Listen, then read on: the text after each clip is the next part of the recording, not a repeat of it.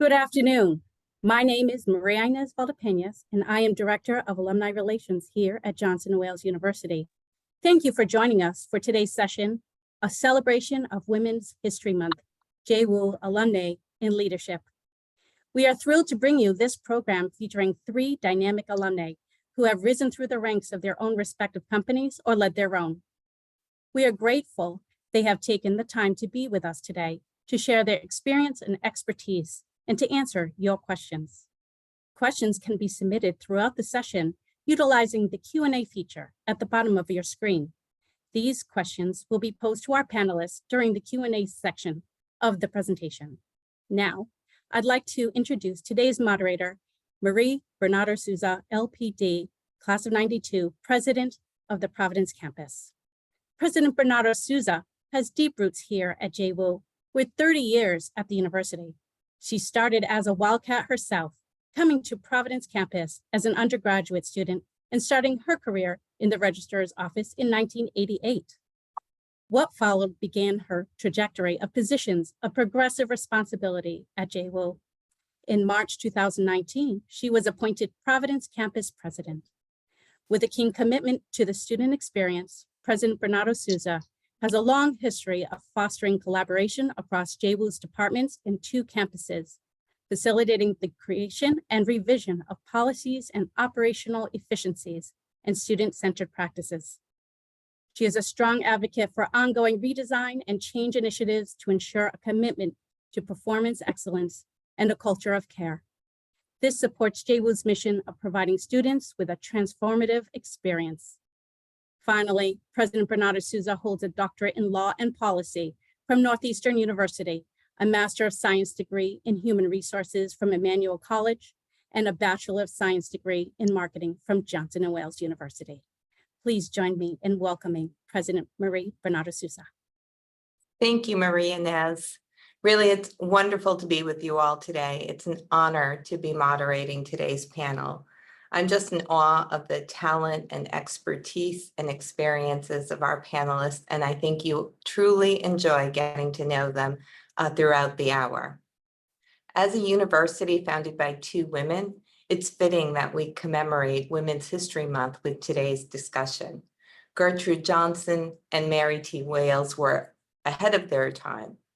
Like the entrepreneurs of today, they were fearless, starting their own school in 1914, 6 years before women had the right to vote.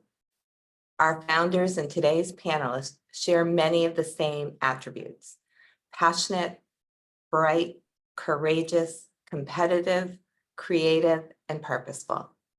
I'm humbled to moderate our discussion with such an impressive and visionary women.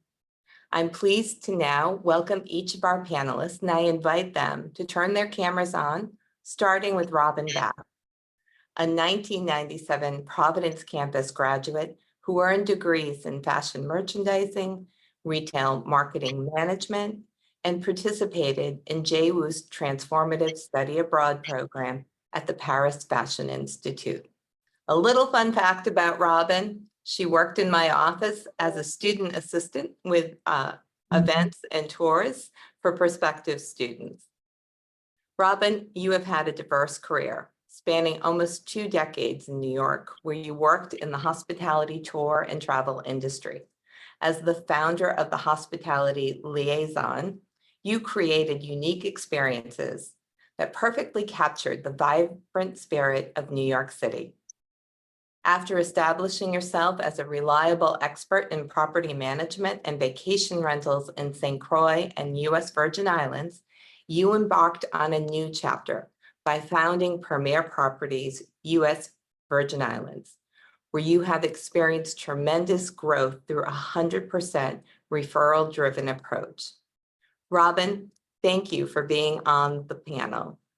Thank you.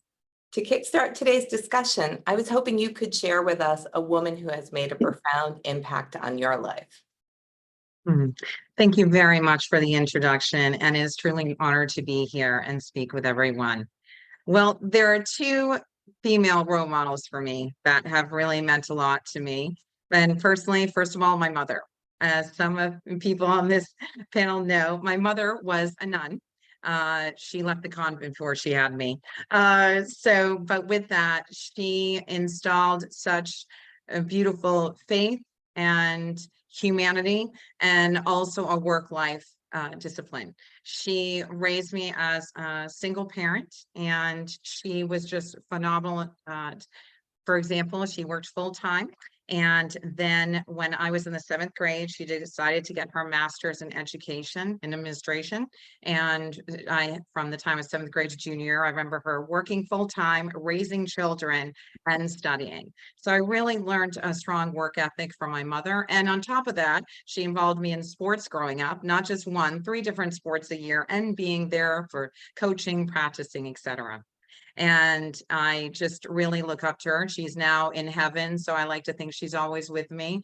And I have incorporated, actually, when I do my sales pitch for property management and finances, I'm always honest with my owner's finances because of my Catholic guilty conscience. But with that being said, it's a woman that I'm always looking up to, and she really has helped me form the path that I have now. A second one I always look up to is Eleanor Roosevelt. She was quite a remarkable human being. I was fortunate in 2011, I had a site visit in the Hudson River Valley area, and that's where I became a fan of Eleanor Roosevelt, what she did for our country. And research on it, anyone who's listening, highly recommend. She was such a profound woman. She was ahead of her time for civil rights. She was also the first, the only woman on the panel to create the United Nations.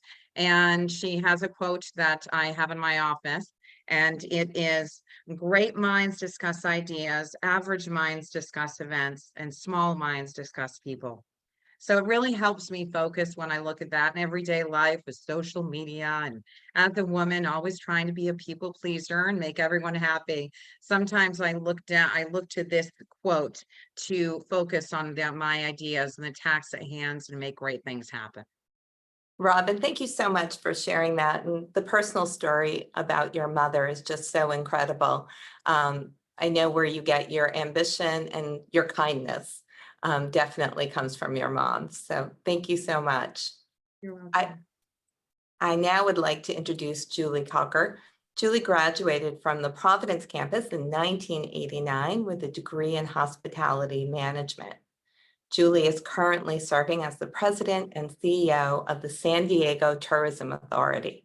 The San Diego Tourism Authority is highly regarded as one of the best in the tourism industry and is noted for setting the benchmark for destination marketing. Julie took up the position in March 2020 and has been leading the organization towards great success. Julie, having started your career as a corporate management trainee at Hyatt Regency Columbus, you rose through the ranks in a variety of positions, including assistant front desk manager, front office manager, hotel assistant manager, assistant executive housekeeper, and general manager. Your career trajectory has been impressive, serving as a co-chair for the U.S. Travel Mean Business Coalition, and secretary and treasurer for the International Association of Exhibitions and Events Executive Committee. As of January of last year, when you were appointed to the U.S. Department of Commerce, U.S. Travel and Tourism Advisory Board, you now join 31 other leaders from the domestic travel and tourism industry in providing advice to the Secretary of Commerce on travel priorities. You're also a leader in the meeting industry, having received the Pioneer Award for Outstanding Contributions by the National Coalition of Black Meeting Professionals in December of 2023. In addition, you've been recognized as one of San Diego's Business Journal 2023 Most Influential People in San Diego and inducted into the all-time Hall of Fame by Smart Women in Meetings. Julie, thank you for joining us today and for all you've done for the industry. Would you share with us the woman who has impacted your life? Sure. Thank you so much. It's been 35 years this May since I graduated. So it's great to be with everyone. And actually, we're going to come back for the weekend. So that'll be great to see the campus. I too am the product of a single mother, and my mom is amazing. I could call her today and say, I think I want to be an astronaut. And by the end of the day, there would be articles, there would be the right school to attend. You should take this class. So she's a fan, which is amazing, and always very supportive. But what I would say, I think, which is most important, and it sounds like it comes through with Robin as well, is my mom was always education grounded. She believed that that was kind of the secret weapon to women and certainly minorities moving forward and having a career as opposed to a job. But I would say through really probably the most impactful from a professional standpoint would be when I was with Hyatt Hotels for 21 years, and there were several female general managers, which if you think back to 1989, that was honestly quite rare. But there was a Cheryl Phelps in Long Beach, and Tony Noor was at the Grand Hyatt in New York, and that was a 1,400 room property, which was amazing to have a woman there.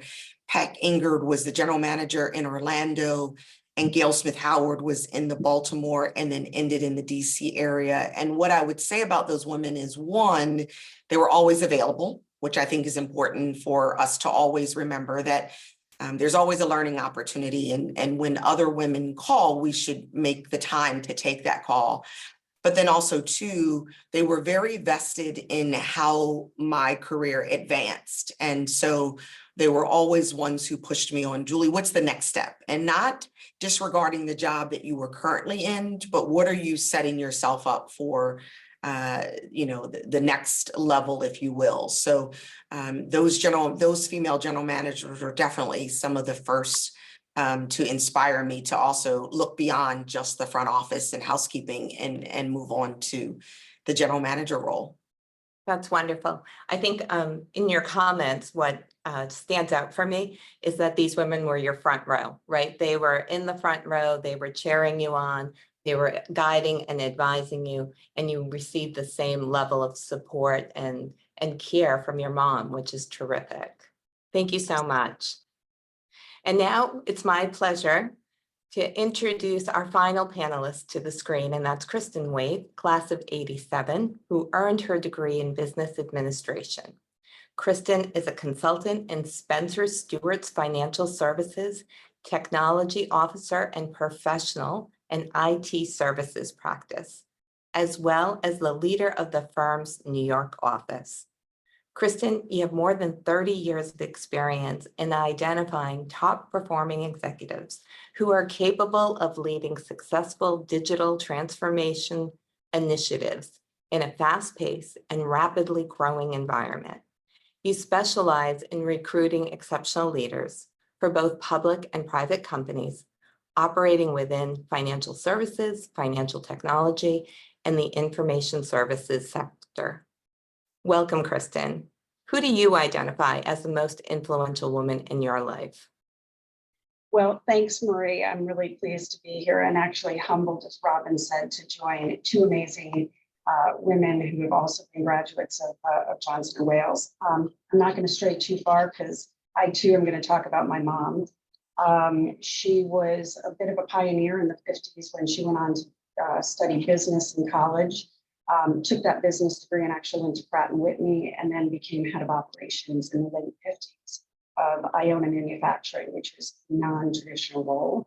And then later, after raising children and continue to work, she formed her own company when she was 60, managed that for about 10 years and then sold it to Granger in Pennsylvania. So the threads, like Julie was mentioning, is be an entrepreneur, be not afraid of breaking down walls or stereotypes that people may have about women and their place in the workforce.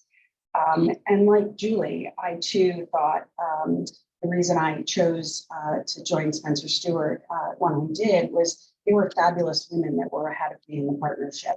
And I think one of the biggest things we hear and understand in corporate America is that when you can see people who are you ahead of you, you can absolutely feel like you're a part of an organization and have people who are mentoring you and are visible examples of those who are ahead of you. So that has been something that I've enjoyed and really have been profited personally from all of the advice, counsel, and time and effort that women partners put into me here at the firm over 23 plus years now. Thank you, Julie. It's exceptional to think that your mom was able to break into such a male-dominated industry and find so much success and not give up, because I'm sure she experienced a lot of challenges along the way. And hopefully we'll be able to delve into that a little bit more about the challenges we've all faced in our professional experiences. So I'm sure everyone will agree with me that we just have an incredible group of panelists, and we have a series of questions that we're going to walk through over the next hour. We'll also be taking audience questions at the end of the program, and your questions can be added to the Q&A chat feature. So feel free to add your questions and we'll get to them towards the end. Robin, I'd like to start with you and talk a little bit about your experience with mentorship. Mentorship has long been a key factor for the growth and preparation of strong leaders. And I think we heard that in the opening comments. Can you talk about how your mentors have impacted your career? Yes, and I'm not just saying this because you're interviewing me, but at a very young age, yes. When I first was at Johnson Wales University, and again, when I said I was raised by a single parent, so I knew that I wanted to go to college, but the option to go to college, I knew that I needed to work while I was going to school, and I needed to assist in paying for it right away.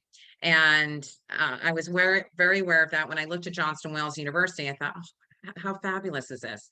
There's opportunities that I can go to this university and focus on my career, but I could work as well. And with the work study program at admissions, where I was under you. And I just felt honored and very lucky, because then you put me in touch with CAT, Collegiate Ambassador. I remember that program in 1993. And I tend to talk a lot. So I think you were like, oh, she needs to be a tour guide. No, I'm kidding. I'm assuming that. And it was just what a wonderful opportunity, because then I felt when I became a tour guide at the university, I thought, this is me. This is where I'm meant to be. And it just was wonderful having so many people around me at a very young age, supportive of my goals, supportive of who I was, not putting me down, saying, oh, you're too much, you're too loud. You need to be that way as a tour guide. And so that really helped me with mentorship there. Then when I heard about the Paris Fashion Institute, and Joan White is the founder and creator of the Paris Fashion Institute. She's absolutely phenomenal woman. And when I was studying in Paris, it was just going to the Christian Dior and Yves Saint Laurent showroom. I mean, these things, I grew up in a small town of New Hampshire of 4,000 people. So people didn't know who DKNY was. They said, who's Dickney Jeans? I'm like, oh, I have to leave. No, I'm kidding. But the point is, it was wonderful. All these, I feel like it was sprinkled with mentors around, from you at Johnson Wales University, and then also in Joan at the Paris Fashion Institute. And then I came across people in my career in New York and the Tourism Bureau of New York City, et cetera. My fellow mentors right now are my peers, from my dear friends and people who are very special to me in my personal life, I've gotten involved into global property management. I'm part of an international, it's called Mastermind Group. Don't worry, we're not taking over the world. It's just every Wednesday, I meet these incredible people from Marbella, Spain, to the UK, to Amsterdam, and we talk with each other about our experiences and motivate each other and have questions and answers. So really finding everyday people in your everyday life to be mentors, no matter if it's work or personally, I think is very important. Robin, thank you for that. Julie, do you have anything to add on mentorship and the people who have made an impact? I would just say, as I said earlier, I think it's important to have folks that will give you honest and timely feedback. I think that has been crucial. There have been times where I may not have necessarily wanted to hear it, but definitely needed to hear it. And so I've benefited from that. And then, we talked about it, and I kind of refer to it as a kitchen cabinet crew. So when I first became president of the Philadelphia Convention and Visitors Bureau, it was new for me because I was coming from hotels, and I quickly assembled a group of women who I thought were business leaders throughout Philadelphia. They were in different industries, and we would get together really just twice a year. If we were able to do it more, that was great, but it was a dinner and it was safe space. And I could talk to them what I was going through as a CEO, but also to what to look out for, just from a city standpoint and from an industry standpoint. And then we would also exchange ideas. So if someone in the group was going after a promotion or looking to start their own business, then others would chime in or offer resources. So I think from a mentorship perspective, it's important to have someone who has access to others, and can help you in a variety of ways. But also too, I would say to your students, don't be afraid to have someone outside of your industry. I think that, having someone look at your career or your industry through a different lens is helpful. Julie, your description reminds me of like you've crafted your own board of trustees, right? You have your own executive board that you're leaning into. And I think it's so wonderful when you have different perspectives and you bring those all to life. So thank you for sharing that. Kristin, would you like to add?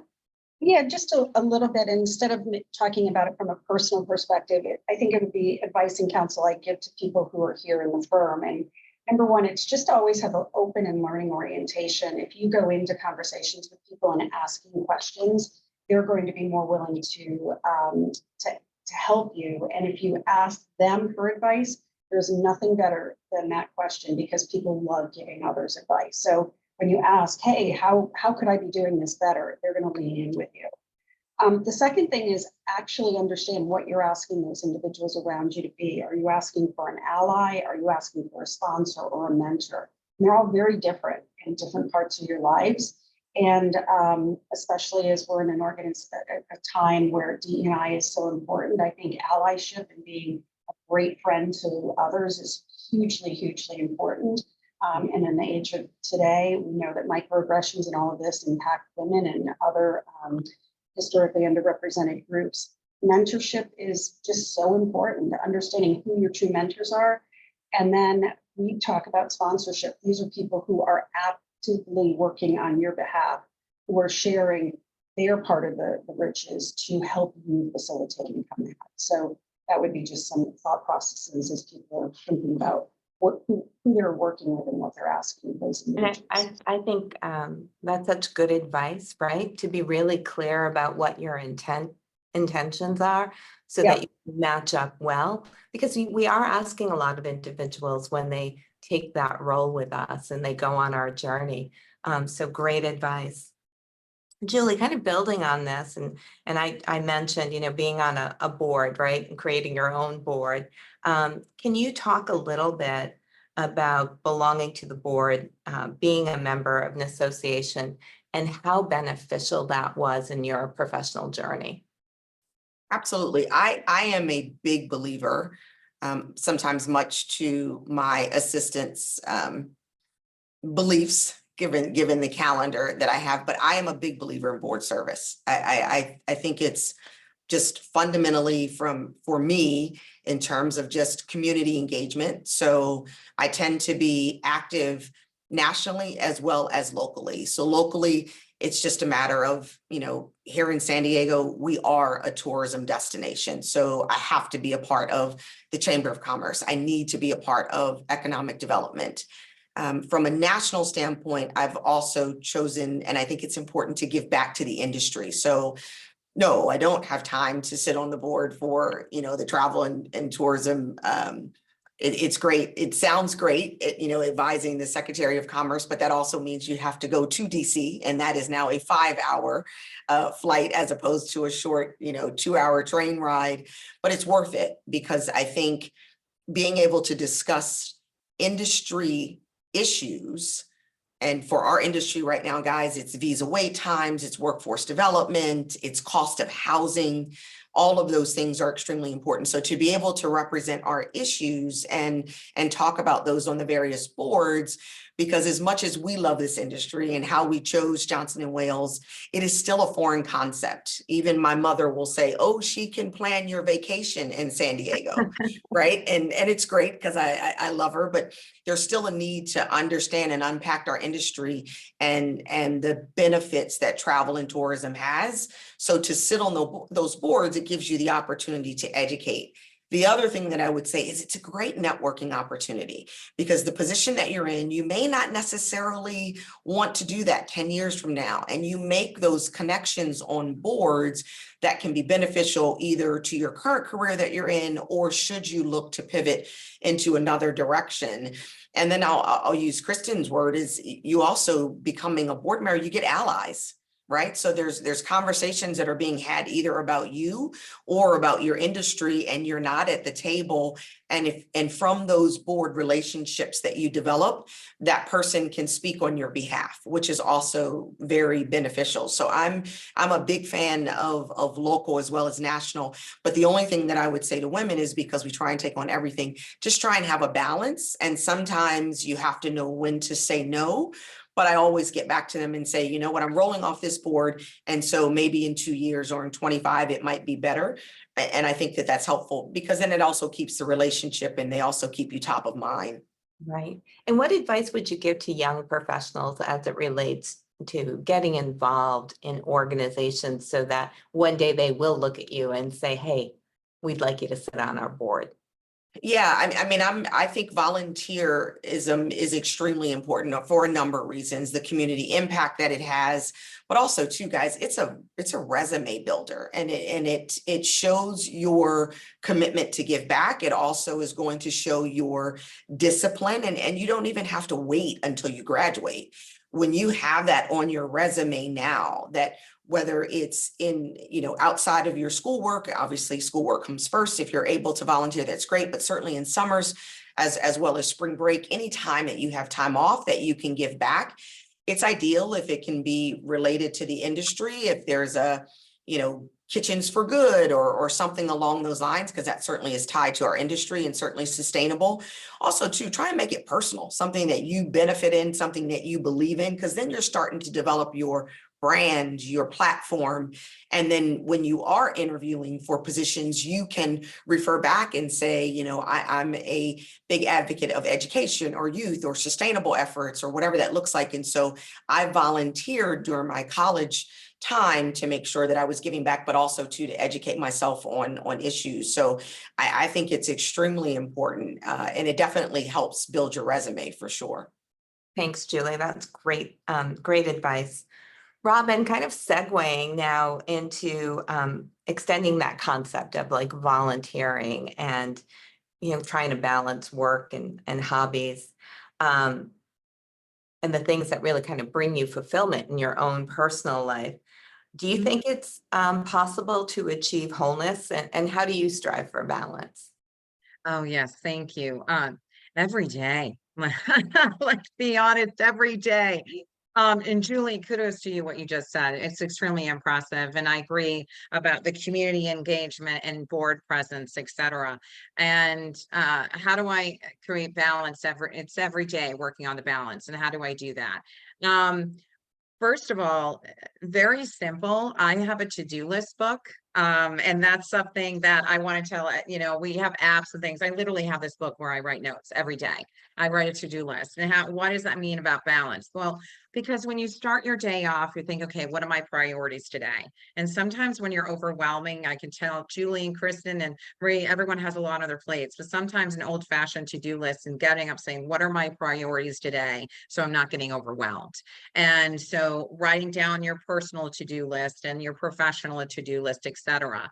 And how do I find balance? Well, when starting company, as I did with Premier Properties USVI 2.5 years ago, even though I've been doing property management for over 7 years in St. Croix, I noticed that I had to give my all. This is a business, it's not something, oh, you're just going to work when you feel like it. No, it's 24/7, 7 days a week. And I really gave 90%, if not more, of my time to focusing on my business. And now that as I'm growing and I have wonderful people that are on my team, I can sit back and say, okay, now I have to have more of a balance. So it's, again, daily, as I said earlier, it's daily. It's going on my to-do list. Okay, I need to have daily. I need to make time to work out. I need to make time to make sure to eat a little healthier today. And again, it's just daily, because we can get overwhelmed in our everyday lives. And social, I bring up social media because that's a little loud as well. And we're trying to promote our business and social media, and then you have personal. So focusing on everyday life to do the balance, working on the to-do list, work on your goals. I say update your goals even every month, even every week, because that keeps you focused and balanced. Because again, we can get overwhelmed. Yeah, So if that helps. in your comments, I think what struck me is like, knowing what your boundaries are, right? So that you're not overwhelming yourself. So such important advice. Thank you for that. Thank you. Kristin, I know you have extensive experience, and the whole group does, in your respective fields, and everyone has, risen through the workforce. Can you tell us a little bit about the differences that you are seeing with the entrance of Gen Z into the workplace, and how you bridge these generational differences? Because I think this is the first time in history that I think we have over 6 generations in the workforce, right? And so it does create a different dynamic. I think it's back to a little bit of what we've all been talking about, which is ensuring that you're open and listening. In this firm, we have people who have just graduated, so 21. And because we're a partnership, we actually span all the way through to people in their 70s, because we don't have a mandatory retirement age. And what we spend a lot of time doing is just understanding that there's probably more things that are alike than difference between each of us and our generations, and that what may be important to someone in their 50s and how they approach things may not be exactly the same for people who are in their 20s and 30s. And so just ensuring that we're creating an environment where people can hear each other and can talk about differences. One of the biggest differences is that we're now having multiple generations, I think people who are in their 20s and 30s, who are very purposeful in their life and in the way they want to engage with a company. The amount of time and how they do, we don't talk about work-life balance because I don't know if that's a thing anymore. I think about more as work-life integration. How do you integrate your life? Maybe I'm going to get up and work out, then I'm going to come into the office, I'm going to do stuff to park because I've got to go pick up my kids or take people to soccer matches, and then you start work again later on. And I think just understanding that it's fluid these days because we're in a hybrid world really is an important recognition, and it's allowing women, frankly, to get ahead in a way that we didn't previously, because oftentimes women are the #1 provider for families, and this new hybrid world, I think, is going to be an advantage. So how are we integrating here is just being open and listening and being aware the way we used to talk and manage things is not how we're going to talk and manage things today. People want to feel like they're part of a team being developed. That's really important in this purpose-led world. And to Robin's point, set your goals and get people involved in helping you develop and reach goals. That's right back to ally sponsorship and mentorship. That's great. I think you highlighted the importance of being a lifelong learner. So regardless of where you are in your career, right, just to have that moment and have the understanding that you can people above, below, lateral to you, but being open to it. And I hope that's one of the things that many of our students engage in while they're on campus and continue to engage on it once they've graduated and become alums. Julie, Robin, would you like to add anything? No, I mean, I think Kristin covered it well. Absolutely. Great. And to say what you just said, I'm a lifelong learner. I feel like I just turned 49 in February, and I feel like I'm just starting. I'm just feel like there's so much. I'm humbled every day. There's always something new to learn and see and experience. And I think that anyone will be successful in your life if you have that aspect of humility, that you're always willing to learn. Be confident what you know, but be humble, and there's still areas of opportunity to learn. And the volunteering, if I want to go back to that, what Julie said, is that that's something. It was when I was in high school. I went to Bishop Brady High School in Concord, New Hampshire, and we were required to have 30 hours of community service before we graduated. And that started me on the path that volunteer makes me feel good. Sometimes we go through life like, what's going to make us, feel good? And in New York, I lived in New York City. I was a New York Cares volunteer. So being, working for various organizations. And now I'm actually on the board of the St. Croix Animal Welfare Center. So always giving back, doing things that make you feel good, I think will provide you success as well. Thanks, Robin. I think that goes back to Kristin's Mhm. language that she used. Instead of a balance, that we talk about it as integration, right? It becomes part of who we are. As long as we set those boundaries appropriately, I think, sky's the limit from that point forward.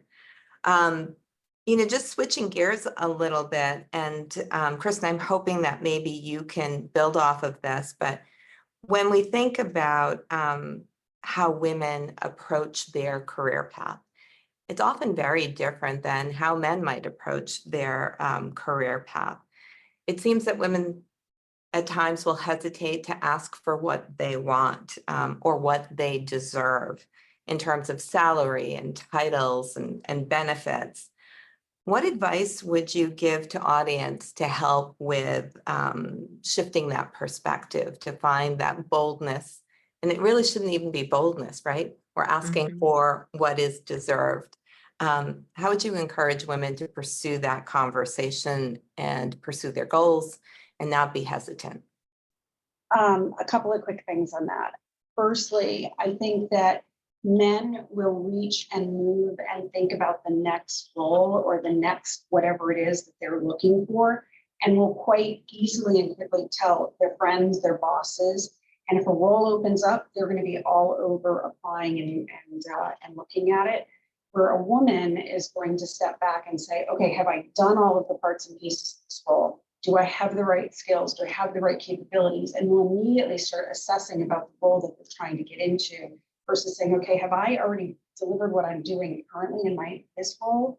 And thus I'm really ready for the next. So in a way, we kind of put a speed hamper on our own approach, because we don't reach for things as quickly as men. And it's been proven in, I can't tell you how many studies.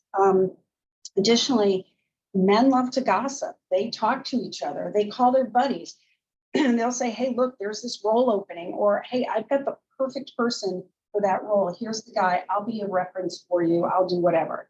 Women are reticent. We do not support each other. And this is something in 30 plus years of recruiting. If I call a woman, they will tell me whether they're interested. Very often they will not give me the next name. Guys will not hesitate to follow up. They will not hesitate to call and say, hey, have you really gotten that guy I told you about into the process? And they do that for both males and females, by the way, but women are really reticent to name names and tell me about who we should be directing our time to. And if you could imagine all women taking the time to support one another versus thinking about it as a competitive battlefield, guys get ahead because of that, because they're thinking about opportunities. And in a world like this today, where it's a highly competitive marketplace, in the workforce, and human capital is so important, your ability to name and talk about others, I think, is just incredibly, incredibly important. And that's back to mentorship and ally. Like, make sure you're putting your people forward that you're helping to mentor and grow, because they need your help, because women don't do this naturally. And we just don't seek those opportunities out. So I think that's something that's we talk about a lot here, but it's really a very slow thing to change. That's a really interesting observation about how women don't have that second name right at their fingertips to say, you should think about Mary down the street because she's terrific and I've worked with her. So I think that's good advice for all of us to really think about that the next time someone calls and says, who do you know? Identifying women and lifting women up in the conversation. Julie and Robin, would you like to add? I would say I completely agree with Kristin. We obsess over every rung of the ladder. Yep. And a man is at the top of the ladder in a matter of seconds. And we're still trying to figure out, do I have the right shoes to climb up the ladder? All of that. And they're like, I'm gone. And we definitely need to move faster. What I would say from a salary perspective is a couple things. One, having asked for contracts, but then also two, sitting with women who are looking to move into roles of greater responsibility. One, have a clear sense of your strengths and weaknesses, and really be able to articulate your accomplishments in that particular role, or if you're going for a new role, what you bring to the table. So that means you've got to do your homework. You've got to know that, job description inside and out and match your skill set to it so that you can clearly articulate why. Also to have your non-negotiables, and everyone should have those, and it shouldn't necessarily be, your first job, because you've got to prove yourself. But going forward, you should know where your non-negotiables are. The other thing is, as much as I love the 72-degree weather here in San Diego, when I went to renew my contract, I was very clear in my own mind that if it didn't work, I would move on. And so the other thing I would say is, you have to be prepared to walk away if they're unable to meet your contract or to meet your needs. Now, certainly that needs to be realistic, and I didn't feel as though any of my requests were unrealistic. I did my homework. I knew what my peer set was making. Cities that have similar presidents and CEOs at my level, I looked at my budget and what others were. I looked around the city of San Diego and other CEOs that had a similar budget, same amount of people. And so I asked for what I thought was fair, but I was prepared to walk away. I would not have enjoyed that, but if I had to, then I certainly would. So I would also say, if you put it out there and you're expecting it and you feel as though it's realistic and you've certainly earned it, then you have to be able to say, at this point, this isn't for me then. And I appreciate the opportunity, but I'm going to move to an opportunity that values what I bring to the table. Great advice. To be able to advocate for ourselves and to know what's most important to us. And what always surprises me is, if you ask for an increase, what's the worst that can happen? It's either a yes or a no answer, right? Mhm. And Right. so then you make another choice from that point, like, yes, great, and no, maybe it's time to move on. So just, I Mhm. think being comfortable, being uncomfortable during that conversation is really important. Before we transition to answering questions from the audience, I'd like to take a moment and ask Robin, if you don't mind starting, what advice you would give alumni with executive and entrepreneurial aspirations based on the experiences that you've had as a leader? Thank you. Thank you for asking. First of all, know your value. And how do you know that? Well, I read it when I decided to go explore into entrepreneurship in 2015. I read the book Know Your Value by Mika Brzezinski. I'm going to pronounce it wrong. I apologize. But it is a fabulous book that I wish I read sooner. And I think it's important for everyone to read this book when you're exploring entrepreneurship and saying, know your value, because you're worth it. And if you have to look in the mirror every morning before the interview, before that upcoming speech, and just put your shoulders back and head high and say, I am fabulous, I'm going to make this happen, do it. And I do recommend that. I also do recommend something to explore when you're exploring entrepreneurship too. I think it's very important at a young age, learn to be frugal. This is something we don't talk about. I look at my upbringing and I think how blessed I am that I was taught at a very young age to be frugal. And it's very important. Right now, when you're in college, if you're blessed to have parents or someone in your life to support you financially, that is great and kudos. But how about this? Why don't you experiment about saying, what if I didn't have them to depend on financially? And how would you handle your finances from there? So learn how to be frugal. And I bring that up because I feel blessed that because of decades of being frugal and living in New York City. Anyone who's lived in New York City, you've got to learn how to be frugal. And because not everyone is making, you know, the Wall Street money in New York City. So with that being said, when I started my own business and, you know, I put money back into my business, I actually was very frugal that I started a new business without getting a loan. So I already, my business is less than 3 years old and I'm not in debt. And now my company is making a profit. But that is because I learned at a very young age to be frugal. And that's what I give my advice to every, you know, young woman, young man in college. Just learn now, because it's a great feeling when you can wake up and not be financially dependent upon other people. And then it makes that much, you know, a little bit easier, so to speak.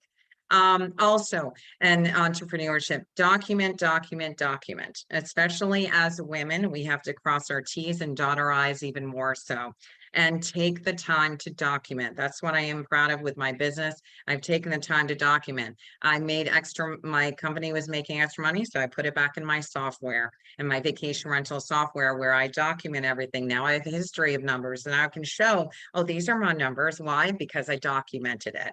So always with documentation, but kindness. Then the third, always kindness. I think it's very important to never take anyone for granted in your life. No one is perfect, but I have a pride that it's people I've known for over 20 years. I had a person reach out to me on Instagram I haven't spoken to in 8 years.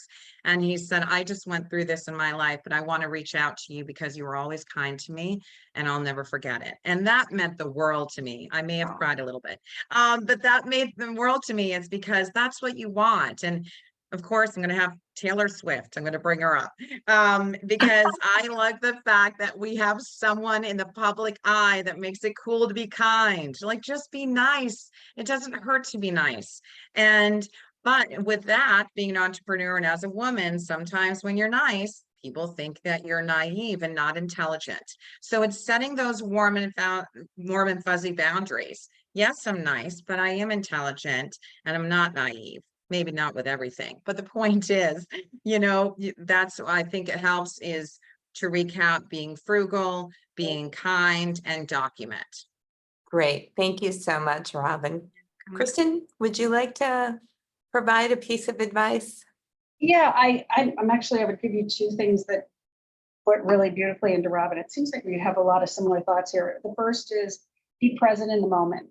So many people are so distracted, and distracted people show, whether you're on a screen or you're in person. And if you're looking at the phone, just like put the devices down and remember that that you're in the world with people and people want to be present with you.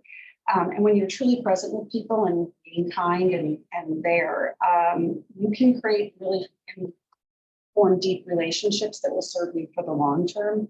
And then also experiences versus material goods. For me, it's like you need to live in the world that you're in today. And so many people get caught up in, I'm doing this or I own that or whatever, but it's the experiences you have with people that really are the moments that you most look back on later and understand those were the pivotal moments with your teams or with your family.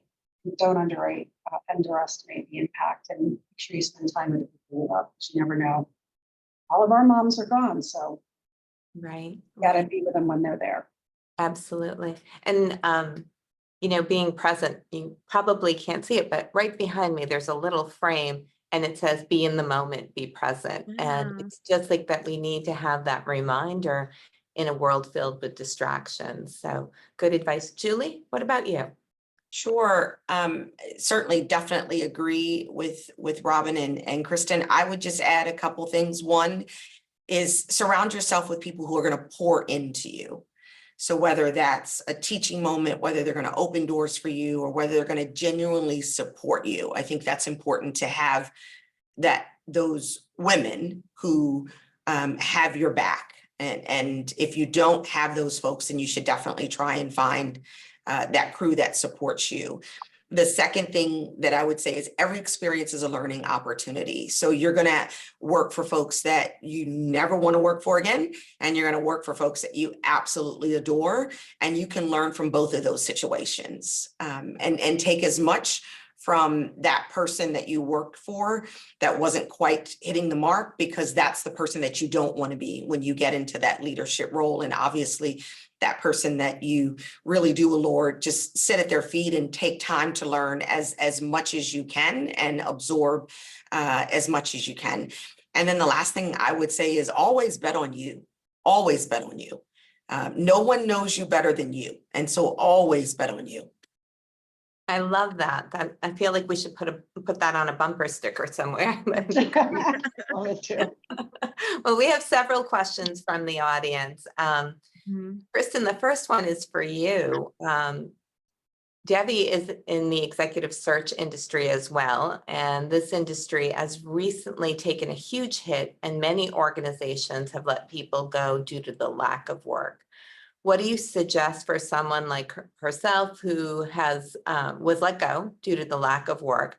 How do we bring the industry back to life and make it lucrative again? So sorry to be just talking about executive search, but executive search is a cyclical industry. We can't create demand. We can only deliver what is out there. I would say to Debbie, just ensure that you're applying to organizations that may be counter-cyclical, because there are some, like in the healthcare industry right now, or manufacturing, where there is a lot of work. We're a broad-based industry group.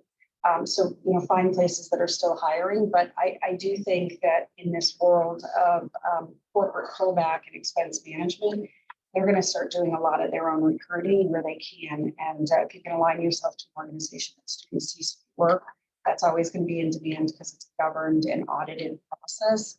And maybe also look at expanding beyond just search and look at more organizational design, leadership and assessment services, where I think the industry is going longer term.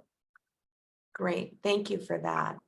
The next question is, with the sweeping and political rejection of DEI, what are you all seeing on a corporate level? Are your companies committed to DEI? And if so, what does that look like in hiring? That's from Sean Holland, 88 alum. Sure. Yeah, do you want to go, Julie? Go.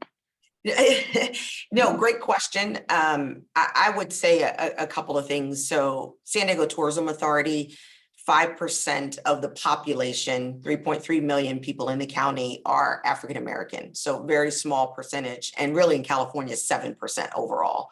So there's definitely an area of opportunity there. And then for obviously our Hispanic population here is huge.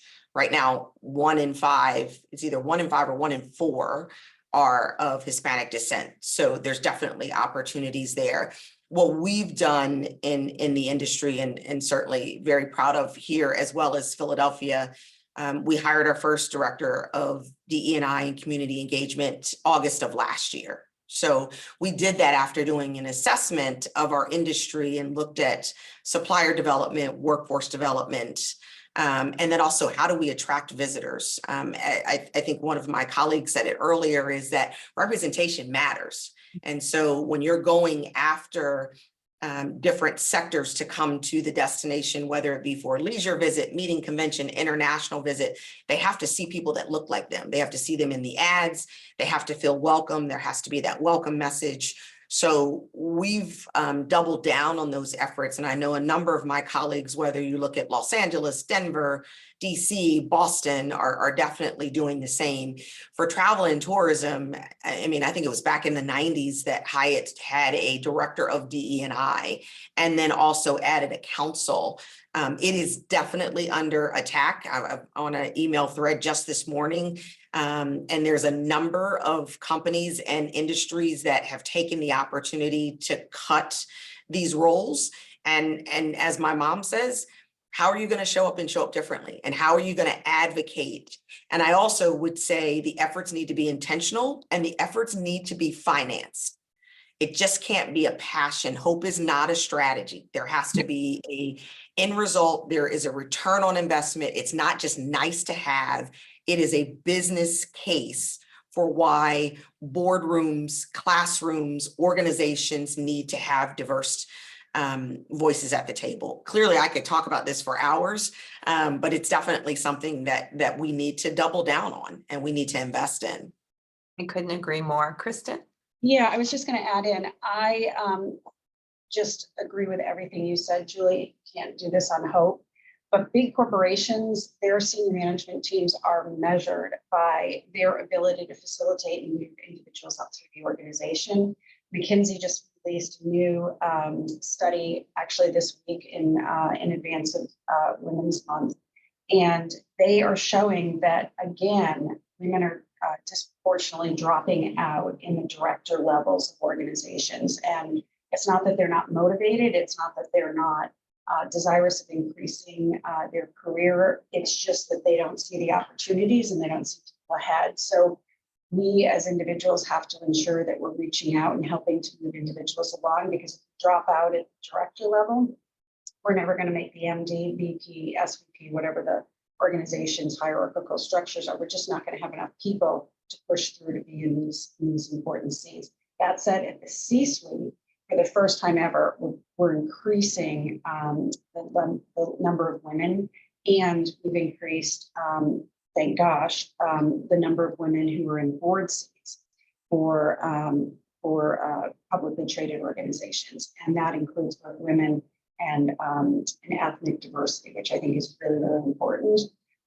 So I hope all of those great trends continue, but we have to keep women in the workforce, in the director in early stages. They don't pop out and go do other things that they find easier. It's almost like we've gone full circle, right? Yep. It's making sure that we have to have those mentorship programs, being able to retain talented individuals to help them grow both personally and professionally. Ladies, I cannot thank you enough. It's been an honor to spend an hour and getting to know you all a little bit more.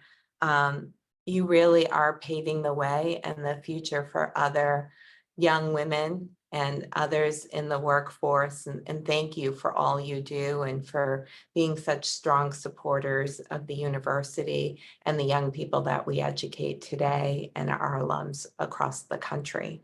With that, I'm going to invite Marie Inez to close the program. Thank you.